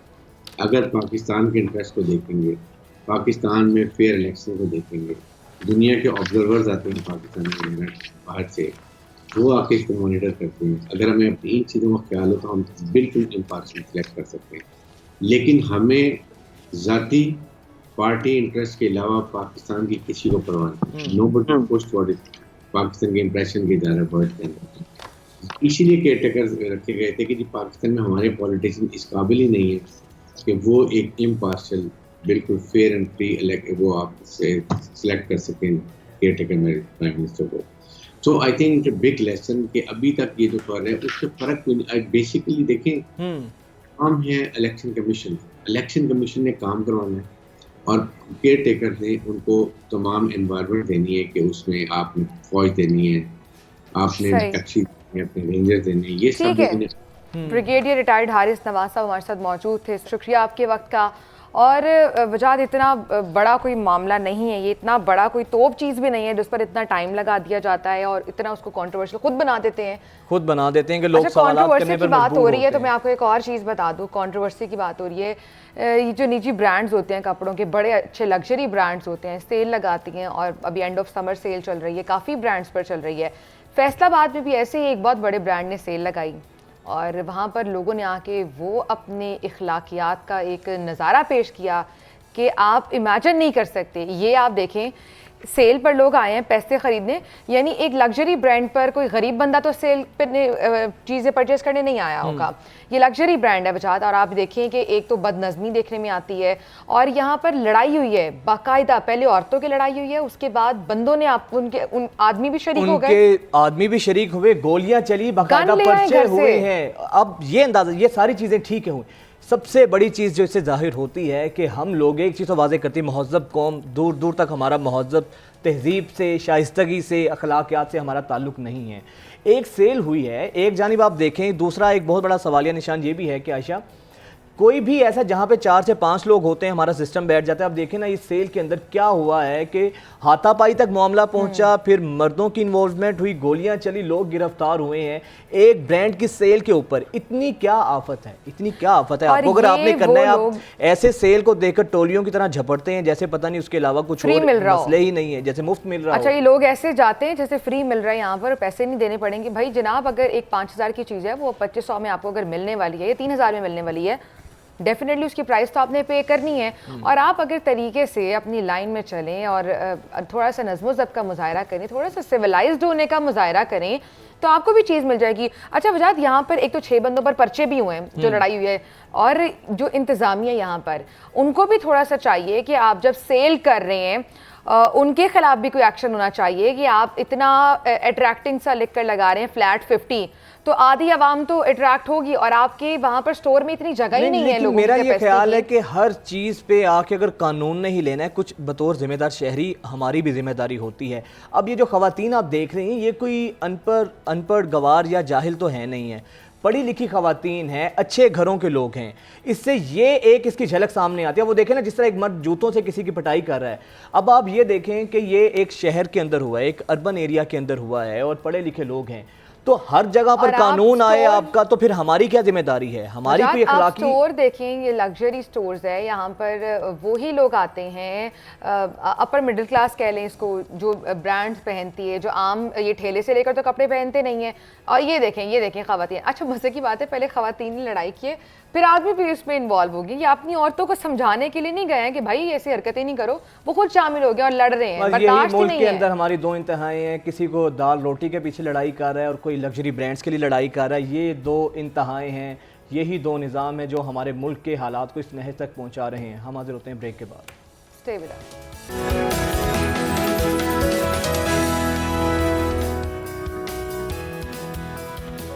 Once again viewers, welcome back to news morning. और फाइनली कुछ अच्छी खबरें भी आना शुरू हो गई हैं। क्रिकेट के मैदान से हम खबरें शामिल करें तो फाइनली पाकिस्तानी गवर्नमेंट ने इजाज़त दे दी है टीम को इंडिया जाने की, वहाँ पर वर्ल्ड कप खेलने की, और ये खुशाइन भी है, बड़ापन है जिसका मुजाहरा किया है पाकिस्तानी गवर्नमेंट ने। और ये होना चाहिए था, अगर दूसरी साइड से भी हो जाता तो क्या ही अच्छी बात। लेकिन आयशा, आप सिर्फ ना दो रवैयों का इजहार चेक करें। एक रवैया है भारत का, वर्ल्ड कप से पहले है एशिया कप, और इस दफ़ा एशिया कप की मेज़बानी पाकिस्तान ने करनी है। भारत ने सिर्फ सिक्योरिटी को जवाब बनाकर पाकिस्तान आने से इनकार किया। हालांकि इससे पहले डिफरेंट टीम्स हैं, बड़ी टीम्स पाकिस्तान आती रही हैं और मैचेस खेले हैं, लेकिन सिर्फ और सिर्फ वही हमने कहा कि जिस तरह हम तो ये समझते थे कि जो खेल होता है वो उसमें सियासत नहीं होती है, वो सियासत से पाक होता है, लेकिन भारत को जहाँ जहाँ मौका मिलता है, शायद उनकी कोई सियासी मजबूरियाँ भी हम ऐसा कह सकते हैं कि सियासी मजबूरियाँ होती हैं। वो क्या कहे शायद ने, कुछ तो मजबूरियाँ रही होंगी, यूँ तो कोई बेवफा नहीं होता, तो सियासी मजबूरियाँ हैं, आगे इलेक्शंस करीब हैं और एंटी पाकिस्तान सेंटीमेंट जो है हमेशा से वहाँ पे काम आता है, उनकी सियासत में यूज़ होता है, तो शायद इन्हीं वजह से। लेकिन पाकिस्तान की जानिब से ये जेस्चर का होना कि पाकिस्तानी टीम वर्ल्ड कप में शिरकत करेगी, मेरा ख्याल है अच्छी चीज़ है, और इन तमाम चीज़ों का जवाब पाकिस्तान को खेल के मैदान में देना चाहिए। वर्ल्ड कप का प्रोमो, उसमें क्या तासुब का मुजाहरा किया गया, इतना मुतासिबाना रवैया कि पाकिस्तानी टीम, उसके कप्तान बाबर आजम जो कि वर्ल्ड नंबर 1 प्लेयर हैं, उनको आयशा शामिल ही नहीं किया गया, उनको दिखाया ही नहीं गया वर्ल्ड कप के प्रोमो में। मैं आपको इसकी रीज़न बताती हूँ। उसकी रीज़न ये है कि इंडियंस क्यों नहीं खेलना पसंद करते हैं पाकिस्तानी टीम्स के साथ। उसकी वजह यह है कि अगर मैच हार जाएं तो जो इंडियंस हाल करते हैं अपनी टीम का, you can not even imagine वो क्या हशर करते हैं। जिस तरह की फेसबुक या किसी भी सोशल मीडिया साइट पर जो ट्रोलिंग होती है, मेरा ख्याल है उस ट्रोलिंग से बचने के लिए वो कहते हैं कि हम खेलते ही नहीं हैं, लेकिन अब मैच होगा। इसी पर बात करेंगे। Senior sports analyst Syed Yahya Hussaini साहब हमारे साथ। बहुत शुक्रिया याहिया हुसैनी साहब आपके वक्त का। सर क्या कहेंगे, पाकिस्तान ने अब ऑफिशियली इजाज़त दे दी है कि पाकिस्तान वर्ल्ड कप जाके खेल सकता है भारत में, लेकिन सर एशिया कप में जो भारत ने आने से इनकार किया है पाकिस्तान, इन दोनों रवैये के बारे में आपको क्या लगता है? ठीक है पाकिस्तान का फैसला, वर्ल्ड कप खेलना चाहिए पाकिस्तान को? सबसे पहले तो आप दोनों को अस्सलाम वालेकुम, और आप के तमाम देखने वालों को इस प्लेटफॉर्म पर मैं अस्सलाम वालेकुम कहूँगा। और जहाँ तक आपने सवाल किया कि पाकिस्तान ने एक बार फिर बड़े दिल का मुजाहरा किया, पाकिस्तान ने एक बार फिर ये बताया कि हम खेल और सियासत को अलग रखते हैं। पाकिस्तान ने फिर एक बार ये बताया कि जी आप जो करेंगे हम उसका जवाब मोहब्बत से देंगे, प्यार से देंगे, क्योंकि हम आपके पड़ोसी हैं और पड़ोसी होने का हक हम अदा करेंगे। अफसोस के साथ कहना पड़ता है कि भारत की हठधर्मी, आखिरी मरतबा भारत पाकिस्तान 11 साल पहले खेलने के लिए आया था MS धोनी की क़यादत में एशिया कप का टूर्नामेंट। ये मौका एक बार फिर पैदा हो सकता था, लेकिन भारतीय जनता पार्टी और जो BJP के लोग हैं, जो उनका वहाँ पर मुसलमानों के साथ रवैया है, जो उनका पाकिस्तान के साथ सुलूक है, वो जनाब आड़े आ गया और उन्होंने अपनी टीम को पाकिस्तान भेजने से इनकार कर दिया। पाकिस्तान ने यहाँ पर भी दूसरा रास्ता निकाला, हाइब्रिड मॉडल लेकर आया ताकि पाकिस्तान आइसोलेट ना हो जाए क्रिकेट के मैदानों से। लेकिन पर्टिकुलर अगर मैं बात करता हूँ, ये जो वर्ल्ड कप में वजारत दाखिला ने फैसला किया है, बड़ा फैसला है। एक बार फिर पाकिस्तान ने दुनिया को ये पैगाम दिया है कि न सिर्फ पाकिस्तान सिक्योरिटी के हवाले से। अच्छा याया, अभी जो फैसला तो बड़ा यकीनन और बड़ेपन का मुजाहरा किया है, खेल में भी अब बड़ेपन का मुजाहरा करेंगे। याया, ये इंडिया इस ऐसा सरप्राइज उनके लिए एक्सपेक्टेड है या अनएक्सपेक्टेड है उनके लिए कि टीम को इजाज़त मिल गई है? बिकॉज उनकी कोशिश तो होती है कि पाकिस्तान के साथ कोई मैच ना खेलने को मिले, बिकॉज जिस तरह से उनके प्लेयर्स की धुलाई करते हैं और हमारे प्लेयर्स जिस तरह से परफॉर्म करती हैं, उसके बाद वो जो क्रिटिसिज्म होता है सोशल मीडिया पर, वो प्लेयर्स हैंडल नहीं कर पाते शायद। जी मैं सुन रहा था अभी, आपको वजह फरमाया आपने कि वहां पर जो मैच के बाद के मनाजिर होते हैं 2016 का एशिया कप हो, जहां शाहिद आफरीदी ने लास्ट बॉल पर रविचंद्रन अश्विन को छक्का मारकर मैच जिताया था। 86 का चेतन शर्मा को लगाया गया शारजा में जावेद मियादाद साहब का छक्का हो, या फिर 2021 में दुबई में बाबर आजम की कैप्टनसी में भारत के खिलाफ टीम पाकिस्तान की वर्ल्ड T20 के पहले मैच में 10 विकेट की जीत हो। हजम नहीं हुई उनको, क्योंकि वो खेल को भी जनाब शिद्दत पसंदी के साथ कन्वर्ट कर देते हैं। लेकिन ये जो आपने वजारत दाखिला की बात की है, एक बार फिर उन्होंने दुनिया को ये पैगाम दिया, जिस तरह मैं बात कर रहा था। पाकिस्तान की हॉकी टीम भी इस वक्त भारत के शायद चेन्नई में मौजूद है। बात दरअसल आयशा ये है कि भारत का ये रवैया भी बिल्कुल समझ से बाहर है कि भारत की टेनिस टीम पाकिस्तान आ जाती है, भारत की और खेलों की टीमें पाकिस्तान आ जाती है, भारत के वकूफ पाकिस्तान आ जाते हैं, लेकिन जब क्रिकेट की बात होती है तो वो ऐसे बन जाते हैं जैसे कुछ था ही नहीं। वो ऐसे बन जाते हैं जैसे वो हमारे साथ क्रिकेट खेलना ही नहीं चाहते। हालांकि उनको पता है कि अगर पाकिस्तान के साथ वर्ल्ड कप में, ICC अंडर 19 में, विमेंस टीम नहीं खेलेगी तो पैसे जनरेट नहीं होंगे। ये सारा पैसे का खेल है, लेकिन उसके बावजूद शायद वो पाकिस्तान को फायदा नहीं पहुंचाना चाहते, इसीलिए वो ये छोटी हरकतें करते हैं। लेकिन पाकिस्तान के जज्बे को सलाम है, पाकिस्तान की हुकूमत को सलूट है, इन्होंने हमेशा जो है वो खैर लेकिन मकदम याहिया किया है। साहब बिल्कुल आपने वजह फरमाया। अब बड़ी असाबी जंग भी कहा जाता है, भारत के अंदर वर्ल्ड कप हो रहा है, यकीनन भारत पर जितना प्रेशर होगा पाकिस्तानी टीम पर भी प्रेशर होगा। इस नफ्स की इस गेम को पाकिस्तान को कैसे इस पर अपने नफ्स पर ओवरकम करना होगा, स्ट्रेटजी क्या होनी चाहिए हमारी टीम की? दोस्त वो आपने सुना होगा ना कि दिल्ली दूर है, तो आई थिंक मेरा ख्याल है कि आप स्टूडियो में बैठकर और मैं अपने स्टडी रूम में बैठकर इस चीज की हीट को ना फील नहीं कर सकता। अब मैंने पाकिस्तान और भारत के कई मुकाबलों को ग्राउंड में कवर किया है, वो जो एक एटमोस्फेयर होता है ना, आप उसको फील ही नहीं कर सकते।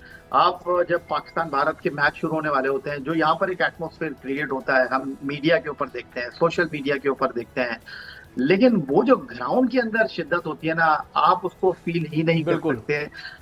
तो ग्राउंड में जाकर ही फील कर सकते हैं। और यकीन मानिए, मैं एक छोटा सा वाकया आपके साथ शेयर कर लूं। 2015 वर्ल्ड कप का पाकिस्तान का एडिलेड में मैच था इंडिया के साथ। आप यकीन मानिए कि शाहिद आफरीदी जो है, उनको लिफ्ट से अपने फ्लोर पे जाना मुश्किल हो गया था।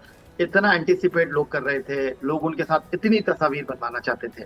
तो यही एक डर है, यही एक खौफ है, जिसकी वजह से दुनिया की सबसे बड़ी क्रिकेट लीग आईपीएल में 2008 के बाद भारत ने पाकिस्तान के खिलाड़ियों को नहीं बुलाया। क्योंकि शोएब अख्तर ने मुझे बताया कि जब वो कोलकाता गए थे तो वहां एक शॉपिंग मॉल को खाली करा लिया गया था कि शोएब अख्तर जो थे वो सन ग्लासेस की एक दुकान के ऊपर जो है वो चीफ गेस्ट थे। तो शोएब अख्तर ने मुझे बताया कि वो पूरा वो जो शॉपिंग मॉल था उसको खाली करा लिया गया था और लोग उनको देखने के लिए वहां पर मौजूद थे। तो आप यकीन मानिए कि 2005 में पाकिस्तान टीम के साथ मैंने भारत का दौरा किया था। वहां पर जो पाकिस्तान के खिलाड़ियों की कदर मंजिलत है, वहां पर जो चाहत है, वहां पर जो मोहब्बत है लोगों की पाकिस्तानी क्रिकेटर्स के साथ, शायद यही डर है क्रिकेट इंडिया को कि जी कहीं पाकिस्तान के खिलाड़ियों को उन्होंने भारत आने आपने के लिए बिल्कुल आपने 100% दुरुस्त बात की कि जो मोहब्बत है, जो पाकिस्तानी प्लेयर्स से प्यार करते हैं इंडियन जो अवाम। लेकिन आपने प्रोमो भी देखा होगा वर्ल्ड कप का, याया मैं चाहूँगी आप उस पर ज़रूर कमेंट कीजिएगा। जिस तरह से बाबर आजम को नहीं दिखाया गया और बाबर आजम की जो क्रिकेट के लिए उनकी खिदमात हैं, जो उनकी जर्नी है, वो किसी से ढकी छुपी नहीं है। और यकीनन बाबर आजम के बॉर्डर पार भी बहुत सारे फैंस हैं। तो आपको लगता है कि जस्टिफाई करता है ये हरकत जो इंडियंस की जानिब से की गई है? देखिए Ayesha, being a cricket lover और बीइंग अ पाकिस्तानी, जो आपके जज्बात हैं वो भी मेरे भी वही जज्बात हैं पाकिस्तान क्रिकेट टीम के कैप्टन को लेकर। लेकिन जो अजारादारी है ना भारत की, वो जहां जब जैसे उसको मौका मिलता है वो ये बात बताने की कोशिश करता है कि जी हम कुछ भी कर सकते हैं। तो बाबर आजम को नहीं डाला उन्होंने प्रोमो में, लेकिन आपके जज्बात की मैं कदर करता हूं। आपने जो बात की बाबर आजम के हवाले से, बिल्कुल आपने बजा फरमाया।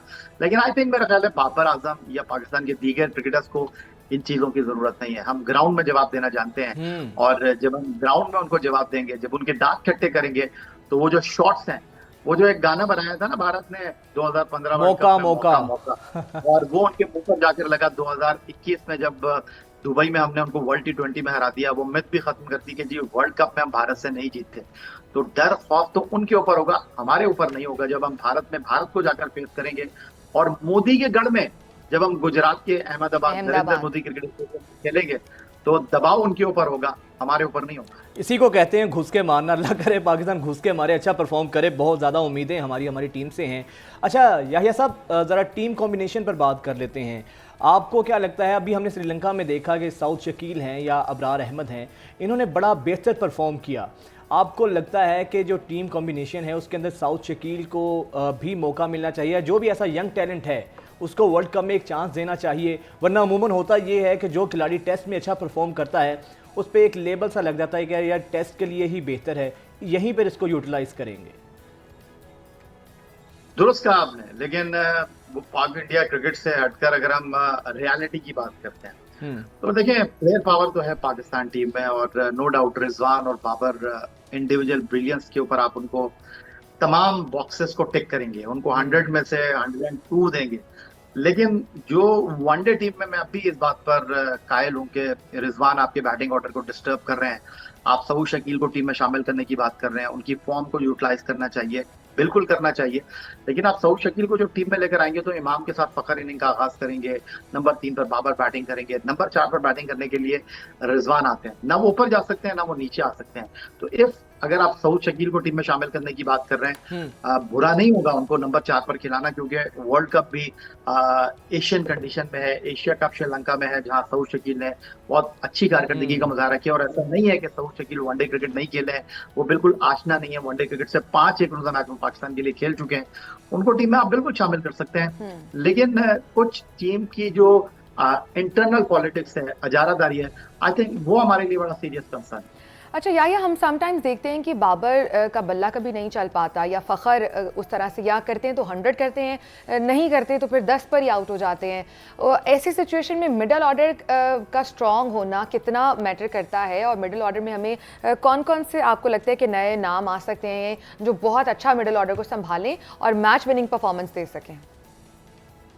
आशा, मिडल ऑर्डर की वही हैसियत है जो हमारी इंसानी बॉडी के अंदर सर और पाँव के बीच में कमर की है, रीढ़ की हड्डी की हैसियत है मिडल ऑर्डर की। तो मिडल ऑर्डर मजबूत होगा तो आप जो है वो सरवाइव कर सकते हैं, क्योंकि सोचते आप अपने जहन के साथ हैं, लेकिन पूरा बॉडी जो है, बॉडी का रिदम जो है वो चीजों को लेकर चलता है। हमारे लिए एक बड़ा सीरियस कंसर्न है, अभी तक हमें यही नहीं पता कि हमारा मिडल ऑर्डर क्या होगा। इफ्तिखार को हम कभी खिलाते हैं, कभी नहीं खिलाते। सलमान अली आगा ने बड़ा अच्छा कारकर्दगी पेश की है, बट मुझे लगता है कि अभी वो, आई थिंक, मेरा ख्याल है वो प्रेशर नहीं ले सकते मिडल ऑर्डर में। तो ये बड़ी सीरियस चीजें पाकिस्तान क्रिकेट टीम के लिए है। आपका टॉप ऑर्डर बहुत अच्छा है, परफॉर्म भी कर रहा है, आपका बॉलिंग अटैक बहुत अच्छा है, महफूज हाथों में है, बट आपका मिडल ऑर्डर जो है वो सीरियस कंसर्न है आपके लिए। और जितना जल्दी हो आप इस अपने मसले को काबू कर सकते हैं। और आपके लिए आगे कुआं पीछे खाई वाली सिचुएशन है, क्योंकि वर्ल्ड कप से पहले आपको एशिया कप खेलना है, और एशिया कप आपके पास ड्रेस रिहर्सल नहीं होगी, बल्कि अपनी कॉम्बिनेशन को फाइनल टेस्ट देने का आखिरी मौका होगा। उससे पहले आपको 3 मैच खेलने हैं अफगानिस्तान के साथ, श्रीलंका में 22 से 25 तारीख तक इस महीने। तो आई थिंक मेरा ख्याल है ये आपके लिए लास्ट चांस होगा कि आप किस कॉम्बिनेशन अच्छा याहिया, ये बताइएगा कि जिस तरह फतुहात जो होती हैं वो आपके मोराल को बहुत हाई रखती हैं, श्रीलंका के साथ जो हमने मैच खेला और जिस तरीके से बेहतरीन कारकर्दगी का मुजाहरा किया, ये जो मोराल हाई हो रहा है, आपको लगता है कि ये मोमेंटम आगे मेंटेन रहना चाहिए, और ये कितना फ़ायदेमंद होगा एशिया कप के लिए और वर्ल्ड कप के लिए?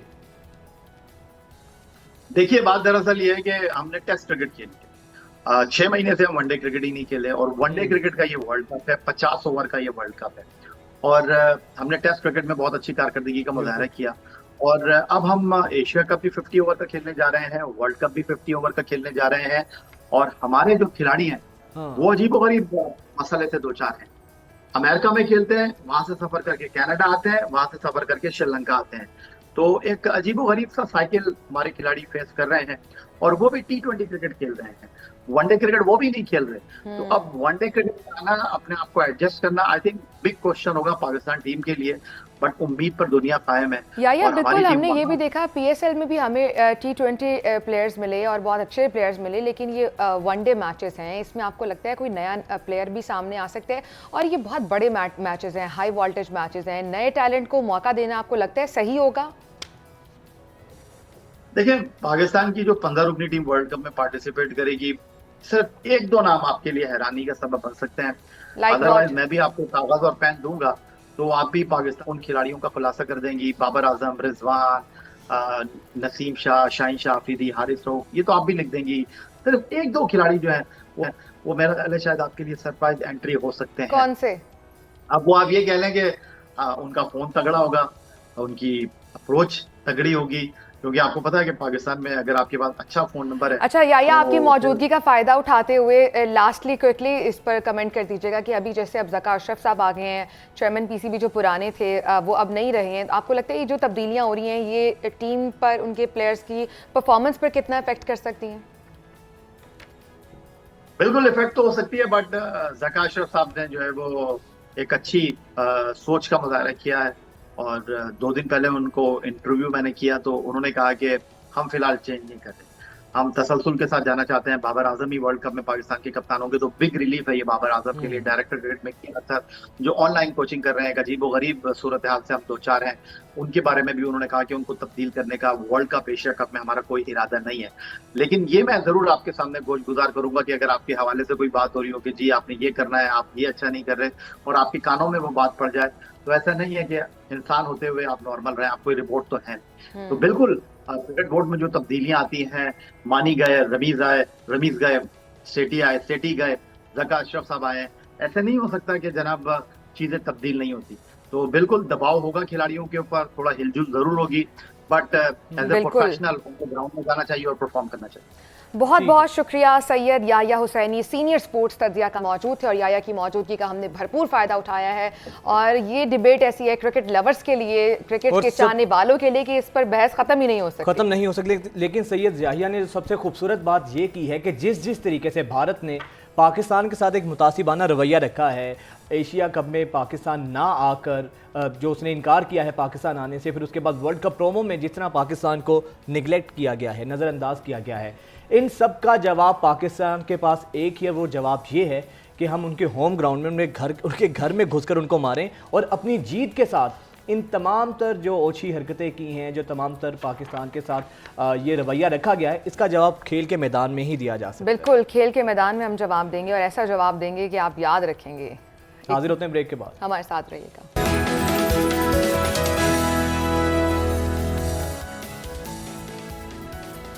ब्रेक के बाद आपको खुशामदीद कहेंगे। और नाज़रीन, जश्न आज़ादी की आमद है, और जो 14 अगस्त से पहले जो तैयारियां होती हैं पूरे पाकिस्तान को, तो वैसे 14 अगस्त पर दुल्हन की तरह सजाया जाता है, कहीं बरकी कुमकुमे लगाए जाते हैं, बच्चे घरों पे झंडियां लगाते हैं, मतलब वतन से मोहब्बत का एक अपना इजहार होता है पूरी दुनिया में। कुछ बाजे बजाते हैं रोड्स पर, कुछ बाजे, ये भी एक वतन से इजहार का तरीका है। वो उस पर अलग बात है कि फिर पुलिस वाले फिर उनको बजाते हैं। तो ये एक मुख्तलिफ तरीके होते हैं, लेकिन महज़ब कौमों का जश्न आज़ादी मनाने का ज़रा तरीका मुख्तलिफ होता है। लेकिन हम सब जानते हैं कि जिस तरह महंगाई ने हर तबका फ़िक्र को मुतासिर किया है, हर सेक्टर डैमेज हुआ है, महंगाई इतनी ज़्यादा बढ़ गई है, अब वो शहरी जो जश्न आज़ादी मनाने जाते हैं, जिस तरह हमने देखा कि बाहर मार्केट में स्टॉल्स में बच्चों को कौमी लिबास से ज़ेब तन किया जाता है, कपड़े लिए जाते हैं, झंडियाँ ली जाती हैं, घरों पे झंडे लगाए जाते हैं, ये बहुत ज़्यादा कल्चर है। लेकिन अब शहरियों का कहना है कि जश्न आज़ादी मनाना भी महंगा हो चुका है, क्योंकि महंगाई इतनी है, बेचने वाले भी क्या करें आयशा। अच्छा, बचपन में कितना खूबसूरत लगता था कि हम लोग वो बनाते थे आटे से और झंडियाँ लगाते थे, वो लेवी से झंडियाँ लगा के घरों को, वो अब वो बहुत पहुंच से दूर हो चुकी हैं, या तो वो महंगी इतनी हो चुकी हैं, लेकिन वो कल्चर भी अब उस तरह का नहीं रहा। अब लोग करते हैं कि आप अपने बाइक्स पर लगा लेते हैं झंडे, बाजे लगा लेते हैं। उस वक्त बाजा कॉन्सेप्ट झंडियाँ लगाने का कल्चर को तब्दील किया है हमारे सोशल मीडिया ने। अब व्हाट्सएप पर जश्न आज़ादी हम मना लेते हैं, फेसबुक या फेस पर पेंटिंग करा लेते हैं, कहीं ना कहीं अपने जज्बात को स्टिमुलेट करना होता है। अब स्टॉल्स पर महंगाई की सूरत हाल क्या है, और शहरियों का रश कैसा है, और शहरियों का कहना क्या है, इस बारे हमारे नुमाइंदे राना वहीद हमारे साथ मौजूद हैं, उनसे जानते हैं। राना वहीद, बताइएगा, स्टॉल पर आप मौजूद हैं, क्या सूरत हाल देख रहे हैं वहाँ पर महंगाई के हवाले से?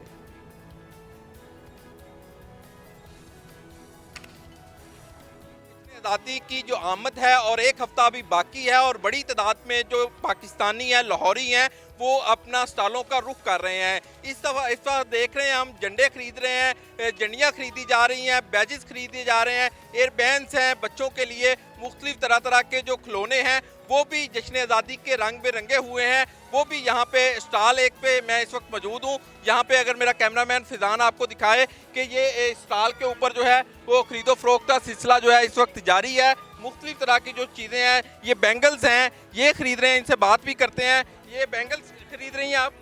अस्सलाम वालेकुम जी। ये क्या करने आई हैं आप? ये बच्चों के लिए, अपने लिए शॉपिंग करने हैं 14 अगस्त की, लेकिन बहुत महंगाई है भाई, हौसला नहीं पड़ा कोई चीज़ ले। क्यों, ये पे क्या क्या खरीदना चाह रही हैं आप? बच्चों का बैचेज हैं, कोई कैप हो गई, या फिर ये झंडियाँ हैं, झंडे हैं, बैंड हैं, इस तरह की कोई फ्रॉक है। लेकिन महंगाई बहुत ज़्यादा, मैंने पूछा अभी रेट बहुत ज़्यादा है, मेरे मतलब फ़ोन से बाहर होगी चीज़ें। अच्छा, ये आप देख रहे हैं कि यहाँ पे मुख्तलिफ तरह की, ये इस दफ़ा एक नई चीज़ हम देख रहे हैं कि ये जो क्लॉथ्स हैं, जश्न आज़ादी के जो कपड़े हैं बच्चों के, वो भी मार्केट में आए हैं। यहाँ पे दुकानदार भी हैं, उनसे भी बात करते हैं, क्या कहेंगे, कितना मुश्किल होता है, और जो यहाँ पे स्टॉल लगाना क्या क्या मुश्किल आती है, महंगा है इस दफ़ा? जी अस्सलाम वालेकुम सर, इस दफ़ा बहुत ही महंगाई हो चुकी है। यहाँ पे पिछले साल हमने स्टॉल लगाया था, इसका हमने स्टॉल का 30,000 रुपया दिया था लगाने का। इस दफ़ा उन्होंने 80,000 रुपया हमसे स्टॉल लगाने का लिया है। अच्छा, ये अब मैं देख रहा हूँ ये बैंगल्स हैं, ये कितने की है? ये सर पिछली दफ़ा हम 130 की सेल करते थे, अब ये 200 की, ये कस्टमर नहीं ले रहा। बहुत अच्छा, महंगाई हो चुकी ये है। झंडियाँ पहले होती थी, वो किस तरफ है? जी ये है। अच्छा, ये पिछली दफ़ा हम 130 की सेल कर रहे थे, इस दफ़ा 250 रुपये की ये बंडल दे रहे हैं। और लोगों का ये गिला ये जो बैजीज हैं छोटे, जी ये 60 रुपये का पैकेट था पिछली दफ़ा, इस दफ़ा ये 120 रुपये का हो गया है। तो लोगों का ये गिला शिकवा है कि महंगाई बहुत हो गई है, चीज़ें कम करें।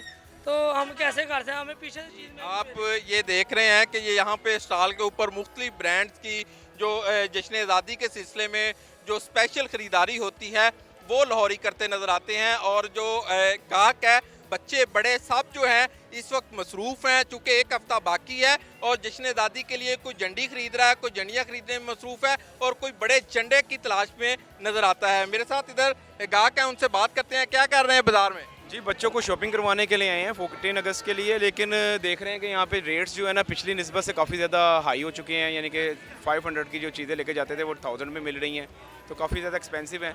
तो बस बच्चों के शौक के लिए आए हुए हैं, उनकी शॉपिंग करवा रहे हैं। जी, आपने ये गुफ्तगू सुनी, यहाँ पे आप देख सकते हैं कि बड़ी तादाद में जो झंडे हैं, झंडियाँ हैं और तमाम चीज़ें जो हैं वो यहाँ पे जो फ़रोख्त की जा रही हैं। बड़ी तादाद में जो बच्चे हैं, बड़े हैं, सब जो है वो अपनी अपनी मनपसंद चीज़ें ख़रीदने में जो है वो मसरूफ़ नज़र आते हैं। क्या कहें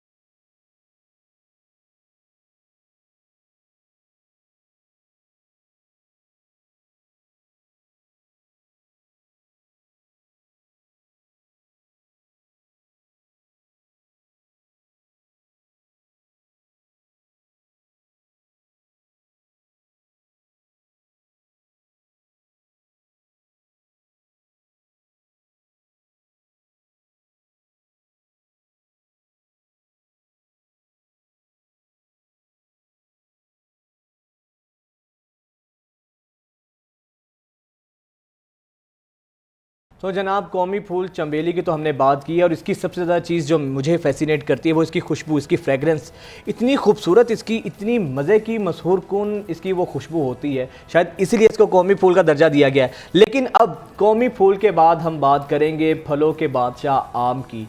आम के बारे में गालिब ने बड़ी खूबसूरत बात की। उसने कहा है कि आम में क्या खसूसियत होनी चाहिए। उन्होंने कहा कि आम हो और बहुत हो। और मैंगो डिप्लोमेसी तो आपको पता है कि पूरी दुनिया में पाकिस्तान की मशहूर है। अभी चंद दिन अच्छा, वजाहत बात कर रहे हैं कि रवा बरस अगर हम जून की बात करें, जून के शुरू में ही जब वज़ीर आज़म साहब गए थे तुर्की के दौरे पर, उन्होंने तुर्क सदर रजब तैयब एर्दोगान को कहा था कि मैं आपके लिए आम लाया हूँ तोहफे में, तो उन्होंने बड़ा वेलकम किया था, दिलचस्प बड़ी तारीफ की तबादला हुआ। तो उन्होंने कहा था आधे आम आपकी यानी कि हमारी भाभी के लिए, उनकी अहलिया के लिए हैं, और आधे आम आपके लिए हैं। तो यहाँ से आप अंदाज़ा लगाएं कि पाकिस्तानी आम दो ममालिक को जोड़ने में कितना किरदार अदा करते हैं। बिल्कुल ऐसे ही है। अच्छा वैसे यहाँ पाकिस्तान में भी अब टर्किश रेस्टोरेंट्स खुल गए हैं और टर्किश खानों को बड़ा प्रमोट किया जाता है, और वहाँ टर्की की अगर हम बात करें तो उधर पाकिस्तानी खानों को बड़ा प्रमोट किया जाता है। और ख़ुसूसी तौर पर अगर हम आम की बात करें तो मैंगो स्मूदीज़ हो जाए या mango pudding, mango juice, mango shakes. एक तकरीब वहाँ पर मुनक़िद हुई थी पाकिस्तानी सफारत खाने, काउंसिल खाने और आकलिक इलेक्ट्रॉनिक्स की जानिब से तकरीब मुनक़िद की गई थी, जिसमें ये मैंगो से बनी चीज़ें पेश की गई थी। यानी मैंगो डिप्लोमेसी हर जगह चल रही है, वजाद हमारी हर जगह चल रही है। और पाकिस्तानी आम तो दुनिया भर में मशहूर हैं। तुर्किया के अब बाज़ारों में भी आपको पाकिस्तानी आमों की भरमार नज़र आएगी, और इसलिए ये जो सिफारत खाने में बाकायदा मैंगो की तकरीब का इस्तेमाल किया गया था, इसका मकसद भी ये था कि उनको बताया जाए कि पाकिस्तान के आम कितने मज़ेदार होते हैं। अच्छा, मैं ये देख रही थी कि पाकिस्तान में हमें उतने महंगे मैसर नहीं है, मतलब हमें इकनॉमिकल कह लें आप। अगर आप बाहर देखें, लोग जिस तरह से पैकिंग की जाती है उसकी इतनी खूबसूरत तरीके से, और एक एक किलो आम आपको इतने महंगे मिलते हैं बाहर। यानी हम शुक्रगुजार हैं कि हम पाकिस्तान में रहते हैं और हम आम इंजॉय करते हैं और बहुत सारे इंजॉय करते हैं। और आम सिर्फ हमारे जो आम हैं सिर्फ जायके के लिए ही अच्छे नहीं, दो मुल्कों को दिलों को जोड़ने में भी आम जो है ना आजकल भरपूर उनका इस्तेमाल किया जा रहा है।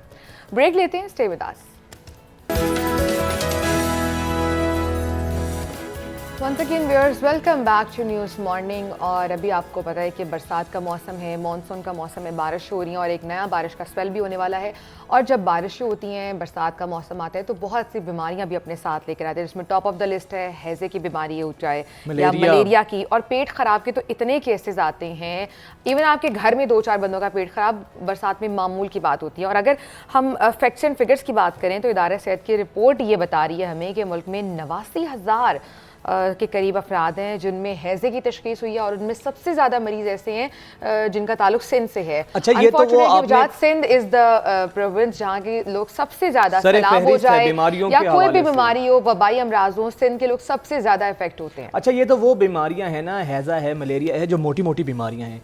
इसके अलावा बेशुमार ऐसी इस बरसात के मौसम में बीमारियां होती हैं, स्किन के बड़े मसले होते हैं, इश्यूज बहुत ज़्यादा होते हैं।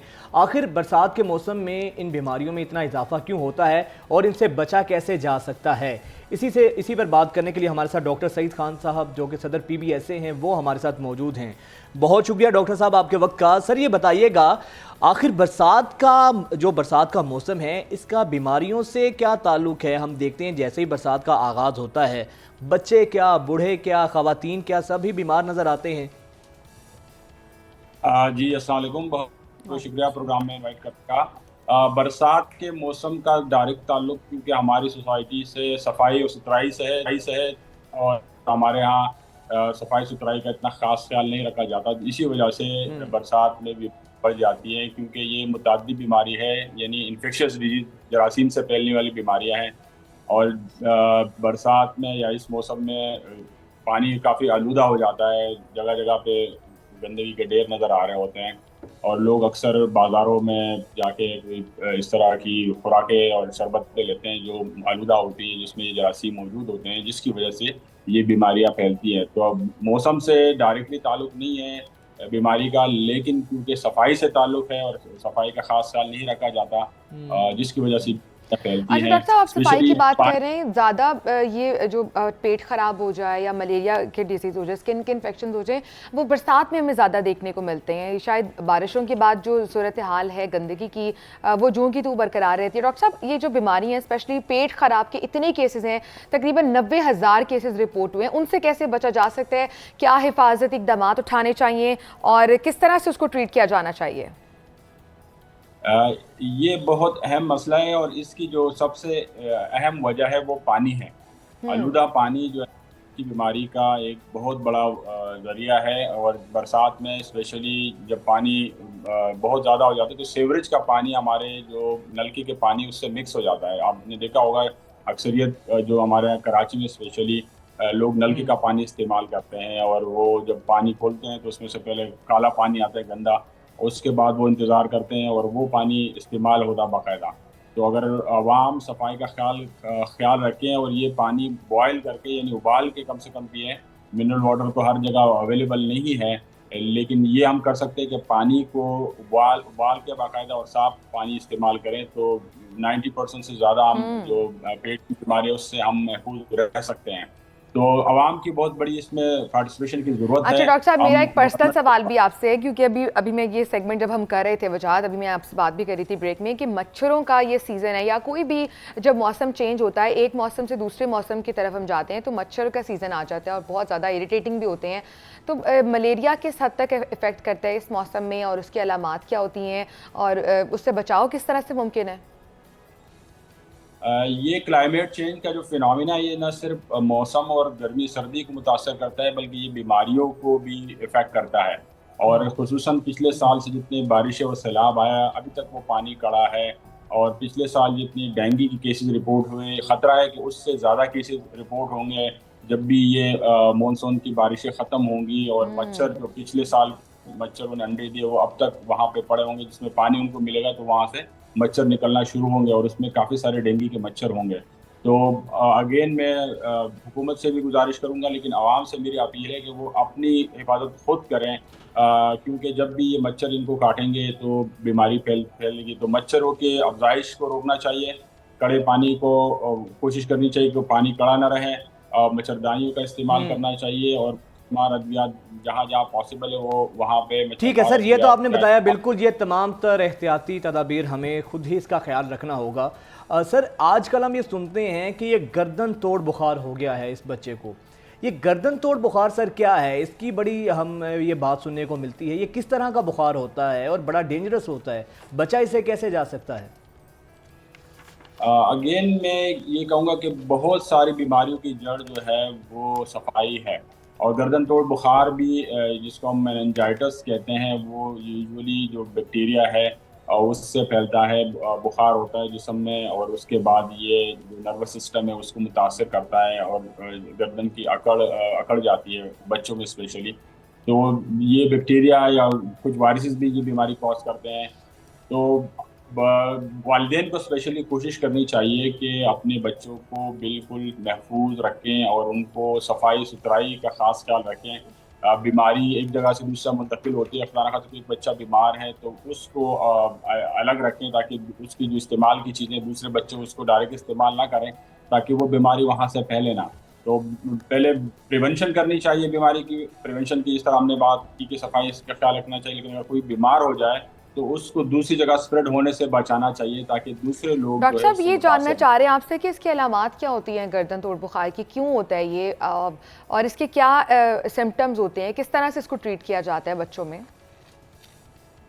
बच्चों में स्पेशली जब बीमारी फैलती है तो वो एक बच्चे से दूसरे बच्चे में मुंतकिल होती है। तो बुखार, शदीद बुखार होता है, और कोशिश करनी चाहिए कि जब भी बुखार हो बच्चे को तो वो डॉक्टर से लाजमी रुजू करे। ख़ुद जो है घर में पड़ी हुई अद्वियात देने से गुरेज करना चाहिए। यूजुअली माँ स्पेशली वो अद्वियात जो पड़ी होती हैं वो बुखार में पिछले किसी बच्चे की अगर बच गई है तो वो देना शुरू कर देती है, तो इससे गुरेज करना चाहिए।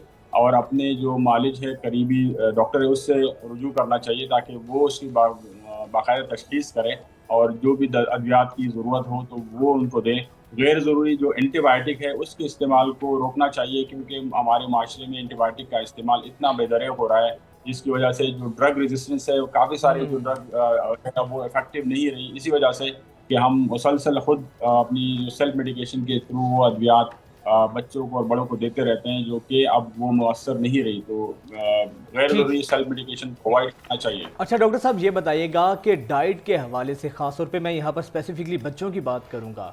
बच्चों की खुराक का किस तरीके से ख्याल रखना चाहिए, क्या खुराक उनकी देनी चाहिए? क्योंकि हम तो देखते हैं अमूमन घरों में पेरेंट्स जो हैं, माएँ, बच्चों को जो बेकरी आइटम्स ज़्यादा दी जाती हैं या जूसेस दिए जाते हैं, तो डाइट किस तरीके से मेंटेन की जाए इस मौसम के अंदर? ग़िज़ा न सिर्फ बच्चे के लिए ग़िज़ा का काम करती है, बल्कि वो उसको बीमारियों से भी रोकती है। तो अगर वालिदैन और स्पेशली माएँ, उनकी ज़िम्मेदारियाँ हैं कि बच्चों को ऐसी ग़िज़ा दें जो वो सिर्फ ना उसको तवाना रखे, बल्कि उसको बीमारियों से महफूज रखे, क्योंकि यही ग़िज़ा बच्चे की मुदाफ़ती निज़ाम को स्ट्रेंथन करती है। तो अगर हम घर की बनाई हुई चीज़ें जिसमें हाई प्रोटीन कंटेंट मौजूद होगा, साफ़ सुथरा होगा, वो आलूदा ना होगा, जरासीम से पाक होगा, तो वो अद्वियात हमें ग़िज़ाएँ देनी चाहिए, ताकि वो ना सिर्फ ये कि ग़िज़ा का काम करें, बल्कि उसकी मुदाफ़ती निज़ाम मजबूत बनाए। अगर हम बाज़ार की बनी हुई चीज़ें उनको देंगे, ज़्यादातर जूसेस है वो रियल में जूसेस नहीं होती, सिंथेटिक उसमें केमिकल्स होते हैं, तो वो टेस्ट में तो बच्चे को अट्रैक्ट करती हैं, लेकिन उसमें वो गज़ाइयत वो वैसी नहीं होती। तो कोशिश करनी चाहिए कि फ्रेश जूसेस अगर देनी है बच्चे को देनी तो फ्रेश जूस दें। घर में अच्छी अगर चिकन है या मीट है आइटम है वो खुद बनाएं अपने हाथ से, और टेस्ट जो बच्चे के जो मिजाज के हिसाब से वो डेवलप करें उसको, वो ग़िज़ा उनको दें। अगर स्कूल बच्चा जा रहा है तो उसके लंच बॉक्स में ऐसी चीज़ रखें ताकि वो बच्चे को पसंद भी हो और उसकी ग़िज़ाई ज़रूरियात को भी पूरी करें। क्योंकि बाज़ार से ली हुई चीज़ें एक तो वो आलूदा होती हैं, मतलब उसमें जरासीम के होने का ज़्यादा ख़दशा है क्योंकि वो सफाई का ख्याल नहीं रखते। दूसरा, उसमें ग़िज़ाइयत उतनी नहीं होती, उसमें केमिकल्स ज़्यादा होते हैं और ग़िज़ाइयत कम होती है। अच्छा सर, ये फ्रोज़न आइटम्स जो हैं वो बहुत ज़्यादा दी जाती है ना बच्चों को, चिप्स दे दी जाती है या नगेट्स हैं वो दे दिए जाते हैं। ये फ्रोज़न आइटम्स बच्चों की सेहत के लिए कोई नुकसानदेह तो नहीं होती हैं? फ्रोज़न आइटम जो अगर रियल सेंस में वो सही फ्रीज हुए हैं तब तो सही है, उसमें काफ़ी गुंजाइश है कि वो दी जा सकती है। लेकिन हमारे यहाँ अक्सर की लाइट चली जाती है, जो फ्रोज़न आइटम है वो डिफ्रॉस्ट हो जाती है घंटों घंटों, फिर उसको दोबारा वो फ्रीज कर लेते हैं। तो ये चीज़ें इस तरह हैं कि वो हमारे कंट्रोल में नहीं है, तो इसलिए हम फिर इसको रिकमेंड नहीं करते हैं। जो चीज़ आपके सामने हो, आपने खुद मॉनिटर की हो पेरेंट्स ने, तो वो ज़्यादा बेहतर है, बजाय कि आप बाजार वाली चीज़ पे 100% ट्रस्ट इस तरह नहीं कर सकते, क्योंकि ये डिफ्रॉस्ट होने के बाद उसमें जरासीम पलते हैं, उसमें काफ़ी ग्रोथ हो जाती है जरासीम की, और दोबारा अगर वो सही तरह पकाया ना जाए तो वो बीमारी का बाइस बनती है और इसमें ग़िज़ाइयत भी कम हो जाती है। तो इसलिए फ्रेश आइटम देने चाहिए और ख़ुद वालिदैन को या माओ को स्पेशली वो खुद अपनी निगरानी में बच्चे की खुराक तैयार करनी चाहिए और उस पे बच्ची की जो रिक्वायरमेंट है वो पूरी करनी चाहिए।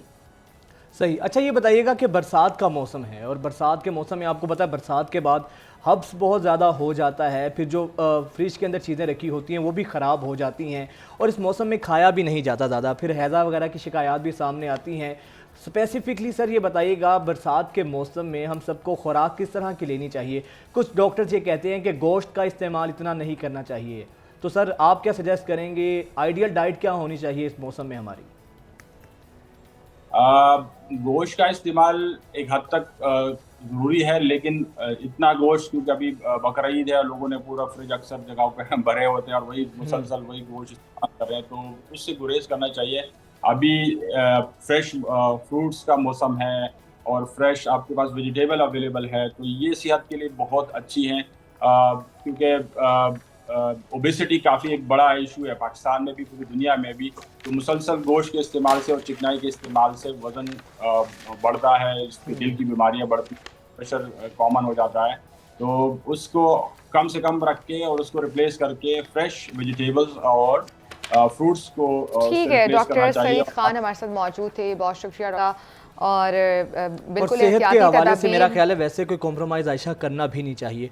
इस मौसम में हम ये देखते हैं ना कि इसमें बीमारियां बहुत ज़्यादा होती हैं, उसकी वजह यह है कि शायद हमें उस मौसम की संगीनी का इदराक नहीं है और उसमें हम समझते हैं कि वही मामूल की ग़िज़ा जो हम ले रहे हैं, लेकिन वेदर के अकॉर्डिंगली हमें खुराक को बहुत ज़्यादा फोकस करने की ज़रूरत है। बिल्कुल, और सफाई को बिल्कुल नहीं भूलना चाहिए। कोई भी मौसम हो, बीमारियां कहीं से भी आपको अटैक कर सकती हैं। जब तक आप सफाई सुथराई का ख्याल नहीं रखेंगे, कुछ भी आप नहीं बच पाएंगे किसी भी बीमारी से।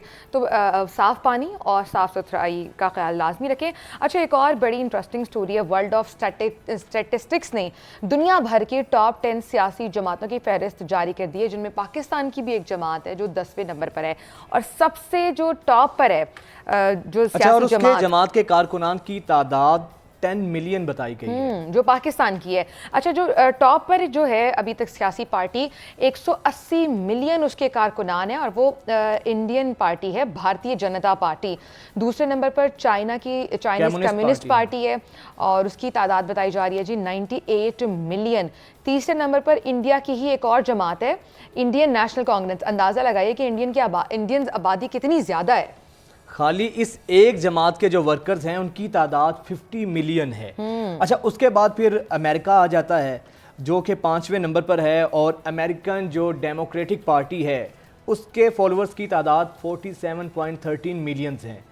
खैर, इसमें पाकिस्तान का भी नंबर आना बड़ा हैरानकुन है क्योंकि इन ममालिक की आबादी इतनी ज़्यादा है आयशा। अब आप देखें कि 50, 70 मिलियन जो है एक मुल्क की सियासी, सिर्फ एक पूरी आबादी नहीं, एक सियासी जमात की तादाद इतनी ज़्यादा है।